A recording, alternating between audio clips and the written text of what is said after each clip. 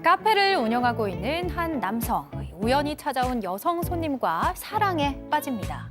이 두 사람 운명처럼 결혼까지 결심하는데요. 하지만 행복해야 할 결혼식 날, 신부가 눈물을 흘리며 남편을 찾아왔습니다. 그리고는 도저히 거절할 수 없는 부탁을 건네는데요. 과연 신부가 결혼식 날 꺼낸 한마디는 뭐였을까요? 자, 양 변호사님, 오늘 진짜 사연 제보, 와, 이럴 수도 있구나. 너무 충격적이에요, 진짜. 일단 제보하신 분은 40대 남성이고 카페를 운영하셨는데 어느 날부터인가 여성이 혼자 카페에 찾아와서 커피 한 잔만 조용히 마시고 있더랍니다. 그래서 우연한 게 얘기를 나누게 됐는데 그 여성이 굉장히 가족에 대한 아픔이 좀 있었고 힘겨운 삶을 살아온 그런 사람이라는 사실을 알게 됐대요. 뭐 그런 마음 더하기 이성적인 호기심도 호감이 가서 연애를 짧게 하고 결혼까지 결심을 하기로 했답니다. 이 여성에게 당시 한 3천만 원 정도 빚이 있었는데 예. 그 빚 대신 갚아주고 이 신혼여행을 포기했다라고 합니다.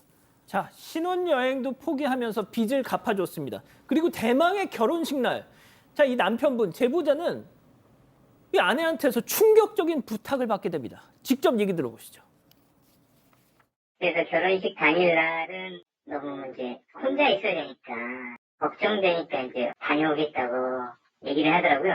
좀 당황스럽죠. 결혼식 첫날부터 이게 친정 간다는 게 말이 되는가 싶었지만은 그래도 예쁜 날이고 좋은 날이니까 다녀오세요. 가셔서 잘 다독여 주시고 중요하시고 오세요라고 했죠. 보낸 거예요, 그렇게 해서. 아니, 결혼식 당일날 신랑을 두고 친정에 가요? 네, 맞습니다. 방금 제보자가 이야기한 것처럼 아내가 외동딸이었어요. 이전에 결혼하기 전에는 홀로 계신 아버지랑 함께 단둘이 살고 있었는데 결혼식 당일에 아내가 이렇게 내가 결혼을 했으니 우리 친정 아버지가 마음이 착잡하고 외로울 것 같다라고 하면서 괜찮다면 내가 가서 조금 다독여드리고 오겠다라고 남편에게 이야기를 했습니다. 제보자는 좀 당황하긴 했어요. 이게 결혼을 한 첫날이잖아요. 근데 신혼여행도 어차피 안 가고 또 아내의 안타까운 가족사를 잘 알고 있기 때문에 흔쾌히 허락을 하고 이제 보내줬습니다. 그런데 그로부터 며칠 뒤에 아내가 이번에는 아버지가 쓰러지셔서 입원을 했다면서 건강이 너무 염려돼서 좀만 더 함께 있겠다라고 연락이 왔습니다. 자, 결혼식 첫날 친정에 가서 또 아버지가 또 쓰러져서 계속 안 와요, 지금. 그렇죠. 처음에는 장인어른의 건강을 이유로 들었지만 그 다음은 일주일 정도 더 있고 가겠다. 한 달만 더 있다 가겠다. 이렇게 차일피일 계속 미룹니다. 결국은 이 남편, 제보자가 글로 가죠. 가게 닫고. 아니면 아내가 뭐 보름에 한두 번 오긴 왔다고 합니다. 근데 그 와중에 임신을 하게 된 겁니다. 임신하면서 아내가 이런 얘기를 했대요. 당신은 계속 카페에 가 있으니까 나 너무 외롭다. 나 도저히 여기 못 있겠다. 나는 친정으로 가겠다라고 얘기를 했고요. 제보자 입장에서는 그래 알겠다. 네 말도 맞다. 그렇지만 나중에 출산을 하게 되면 반드시 우리 같이 살아야 된다. 약속을 하고 보내줬다고 합니다. 야, 이거 뭐 말이 신혼이지. 네. 아내 얼굴 보기가 이렇게 어려우니 말이죠. 네, 그런데 그 심각한 상황이 지금 더 심해집니다. 그러니까 딸을 낳았어요. 딸을 출산한 후에도 내가 몸이 안 좋다, 이 어린애를 데리고 어떻게 움직이냐, 막 이런 식으로 또 집에를 안 가겠다 그런 겁니다. 그래서 이 남편이 반강제로 그냥 데리고 왔어요.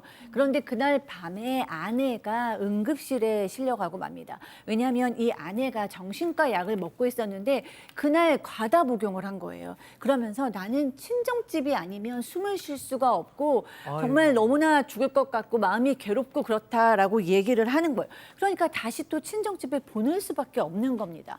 그래서 이거는 좀 우리 아내가 뭔가 심리적인 문제가 심각하구나라는 생각이 들어서 부부 상담을 받자 그래도 안 받는다고 하고 그럼 내가 처가에 가서 살까라고 얘기하면 또 그게 아니라고 싫어하고 그랬다고 합니다.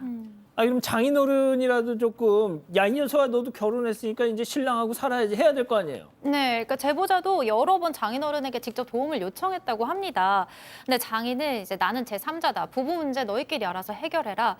이렇게만 일관하셨고 좀 몸이 불편하시다 보니까 오히려 이 아내가 장인어른과 함께 있는 걸 좀 편해하시는 것 같게 그렇게 느꼈다고 해요. 이 제보자는. 제보자의 부모님은 해외에 거주 중이어서 뭐 이렇게 함께 만나볼 기회는 없었던 것 같고 아내는 명절 때마다 당신 친정 안 와도 된다. 된다. 그냥 카페 일 열심히 해라. 그러니까 오히려 친정에 방문하는 걸 좀 안 좋아하는 것 같기도 했다고 하고요. 그러다가 하루는 제보자도 자신의 딸이 보고 싶을 거 아니에요. 그래서 이제 그 처갓집을 찾았는데 카페 일을 마치고 가니까 너무 피곤해서 그 다음날 이제 늦잠을 잤다고 합니다. 그런데 갑자기 장인이 고함을 치면서 문을 박차고 들어오더니 아침밥 먹어야 하는데 지금까지 자고 있으면 어쩌자는 거냐, 지금이 몇 시냐 화를 냈다고 합니다. 결국 제보자 아침밥도 못 먹고 좀 쫓겨나듯이 처갓집을 나왔다고 하네요. 이게 뭐예요 도대체? 자, 그래서 결혼식 당일부터 6년 동안 아이와 함께 친정집에 이렇게 머물렀어요. 세상에. 얘기를 했지만 결혼 전에 아내 빚이 한 3천 정도 됐는데 그것도 갚아줬고 갚았죠. 또 저렇게 살면서도 매달 200씩 생활비를 보내줬습니다.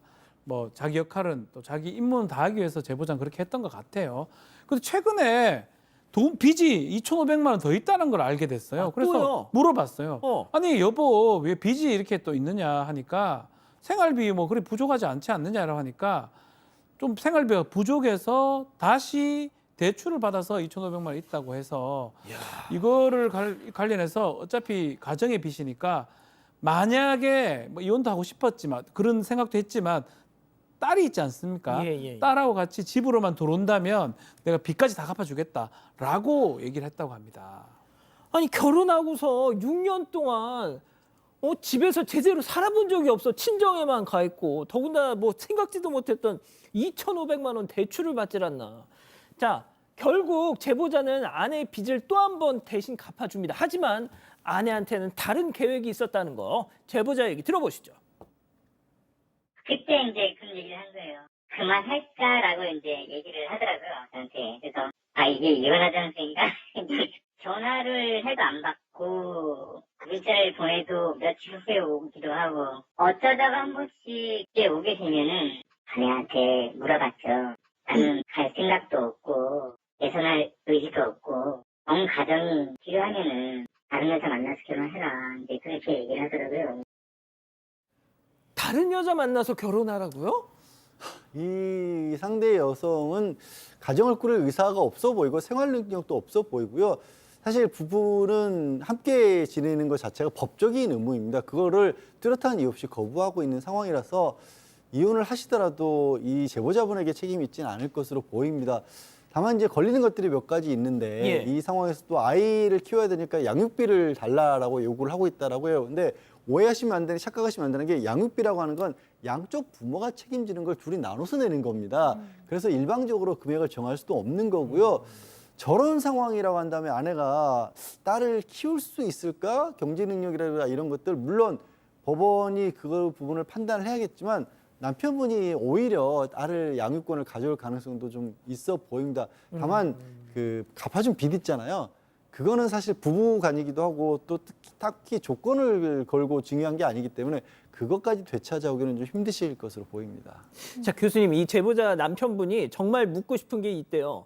대체 내 아내가 왜 나랑 결혼한 걸까요? 라고요. 네, 이 케이스는 심리적으로 굉장히 복잡한 좀 복합 케이스인 것 같아요. 일단 이 여성분은 결혼할 준비가 전혀 돼 있지 않죠. 심리적으로는 의존할 대상이 필요했고 경제적으로도 본인의 빚을 좀 처리해 줄 수 있는 대상이 필요했지만 실제적으로 현실이란 결혼 생활, 부부 생활, 또 엄마로서의 양육 뭐 이런 건 전혀 책임을 질 수 없는 그런 미성숙한 상태의 여성이었던 것 같고요.